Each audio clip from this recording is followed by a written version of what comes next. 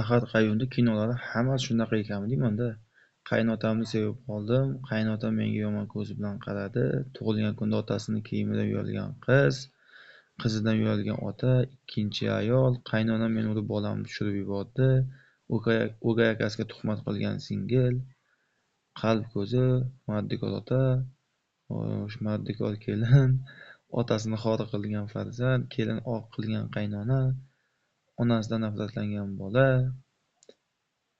ayolim mendan ko'ngli yo'q, firibgar kelin, otasini kiyimidan uyalgan qiz, otasini nogironligidan uyalyapman, otasini uyini tortib olgan qiz, kelinoyidan akasini qizi qonadigan singil, o'g'limga o'qigan qizni olib bermayman boshiga chiqib oladi. Просто hammasi kinoda, shu 1 soat, 1,5 soatlik kinolar bir kunda 10 tonda kino qo'yilyapti-da. Bu kinoni vayn deya oladimi nima Ahad Qayum? Hammasi shu kino. Valid Shomanev akasining singlidan voz kechgan aka, ko'zi ko'r qizni kelin qilmayman, onasini norozi qilgan bolalar. Faqat shu oila haqida-da. Bir boshqa narsa yo'q. Qaynonasidan ovqat qizg'ongan kelinchak, qaynotasidan ovqat qizg'ongan kelin, tog'dagi tug'ilgan kun. Yo'q, bag'da sal boshqachalar bor ekan. Qizini pul uchun erga beradigan ayol, jazmaniga gelik olib berib uysiz qoldim. Ovsinim erimni jazmani bo'lib chiqdi. Qaynonam o'g'lini rashk qilyapti.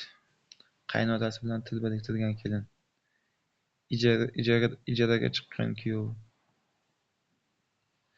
Bir yigitga ko'ngil qo'ygan talaba qiz. O'g'liga dugonasini olib bergan ayol. Cholga turmushga bergan ona. Nonko'r kelin. Jazmanning hiylasiga aldandim. Ikkinchi ayol olib tavba qildim. Onasini xo'rlagan qiz. Tavba qizning nayrangi, talaba qizning nayrangi. Ayolini qimorda sotgan erkak. Singlisini qimorga tikkan aka. Onasini qimorda pullagan. U bitta bunday mavzuni shu bo'lsa, bir 10 tonda kino chiqarar ekanda, просто nomini boshqa qilib. Onasini xor qilgan qiz, farosatsiz kelin, chimildoqda sudurgiga chalingan kuyov, tupurib gapiradigan kelin. Haqiqatan Ahad aka nima qilganchalik ham bor ekan, sizda tanqid qilganchalik ham. Mayli.